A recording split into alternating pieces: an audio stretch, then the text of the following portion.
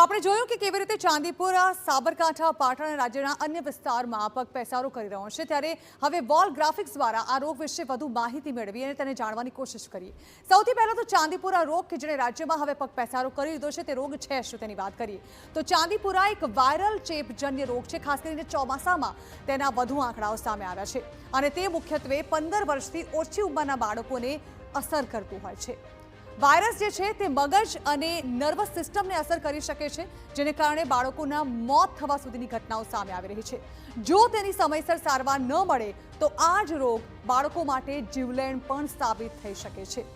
હવે સવાલ એ થઈ રહ્યો છે કે ચાંદીપુરા એ રોગ તો છે પરંતુ તેના લક્ષણો કેવા હોય છે, કઈ રીતે ખબર પડે કે ચાંદીપુરા છે? તો અચાનક બાળકને તાવ આવે છે, અચાનક તેનું હાઈ ટેમ્પરેચર થઈ જાય છે અને વારંવાર તેને ઉલટીઓ થાય છે, સાથે જ આંચકી એટલે કે ખેંચ આવવા જેવા બનાવો પણ સામે આવી રહ્યા છે।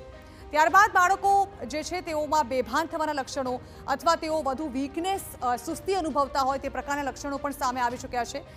ખાસ કરીને હાથ પગમાં બાળકોને નબળાઈ અને તેમના જે રિસ્પોન્સની જે એક્ટિવિટી હોય છે તે ઘટી જાય છે અને ખાસ તો આ ચાંદીપુરા જો વધુ અસર કરે તો ગંભીર પરિસ્થિતિમાં તે મગજ પર પણ અસર કરતા હોય છે।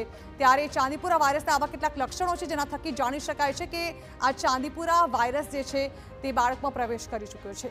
હવે ચાંદીપુરાથી બચવા માટે શું કરી શકાય તો ઘરની આસપાસ ખાસ કરીને આ ચોમાસાની પરિસ્થિતિમાં સ્વચ્છતા જાળવવી જોઈએ।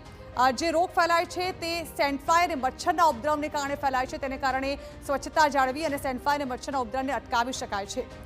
બાળકોને બની શકે ત્યાં સુધી સંપૂર્ણ બાયના કપડાં પહેરાવો। ખાસ તો મચ્છરોથી બચવા માટે મચ્છરદાની અથવા જાળીનો પણ રોજે રોજ ઉપયોગ કરો। જો તમારા બાળકમાં તમને ઊંચો તાવ, આંચકી કે પછી બેભાન થવાના લક્ષણો દેખાય તો તુરંત હોસ્પિટલ પહોંચો અને ડૉક્ટરની સલાહ લીધા વિના બાળકોને કોઈ પણ જાતની દવાઓ ન આપશો। ગભરાવાની જરૂર નથી। જો સમયસર સારવાર મળી જાય તો તે જ બાળક માટેનો એક શ્રેષ્ઠ બચાવ છે।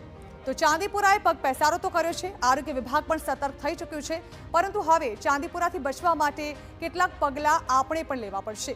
એટલે પહેલાં તેના લક્ષણો જાણ્યા અને ત્યારબાદ તાત્કાલિક હોસ્પિટલ પહોંચી બાળકને તુરંત સારવાર મળે તે માટેની કામગીરી શરૂ કરી દેવી જોઈએ।